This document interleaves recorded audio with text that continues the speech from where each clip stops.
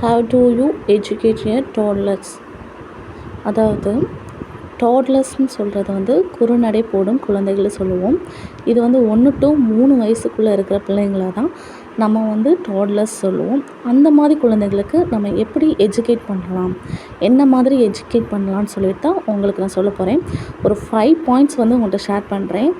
First 1, விஷுவலாக நம்ம வந்து பிள்ளைங்களுக்கு டீச் பண்ணலாம். 2வது ஆடிட்டரியாக நம்ம சொல்லலாம், கைனஸ்தட்டிக்காக சொல்லலாம், லாஜிக்கலாக சொல்லலாம், சோஷியல் லேர்னிங்காக சொல்லலாம். விஷுவலாக நம்ம எடுத்தோம்னா பிள்ளைங்க கண்ணால் என்னென்ன பார்க்குறாங்க. இப்போ நம்ம ஒரு குழந்த வந்து மாடு பார்ப்பாங்க, ஆடு பார்ப்பாங்க, கோழி பார்ப்பாங்க. அப்போ அதோட சவுண்டு, அதோட அதோட ஆக்ஷன், அது என்ன செய்யுது, அது எல்லாத்தையுமே நம்ம சொல்லலாம். இது நம்ம விஷுவலாக சொல்லிக் கொடுக்குறது. 2வது அதே ஆடிட்டரி கேட்குறது மூலமாக, நம்ம ஒரு விஷயத்தை கேட்குறது மூலமாக பிள்ளைங்களுக்கு எப்படி சொல்லிக் கொடுக்கலாம், நம்ம சொல்லிக் கொடுக்குறத வந்து பிள்ளைங்க எப்படி ஏற்றுக்கிறோங்க.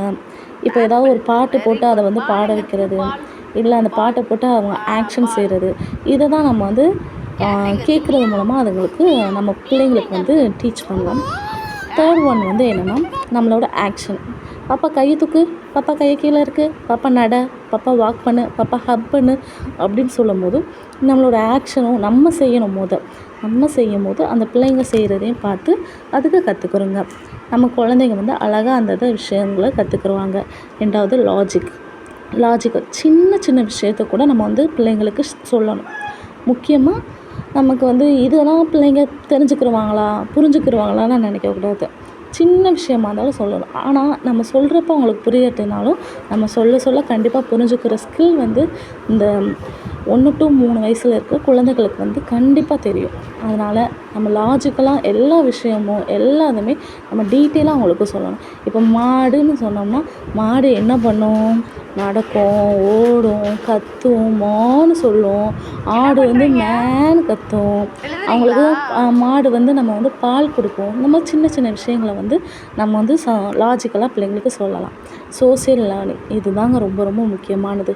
சோஷியல் லேர்னிங் வந்து நம்மளை விட அந்த சோஷியல் லேர்னிங் வந்து நம்மளோட சரௌண்டிங்ஸ் பொறுத்து பிள்ளைங்க கற்றுக்கிறது தான். இந்த கற்றுக்கிறது வந்து ரொம்ப ரொம்ப அவசியமானது.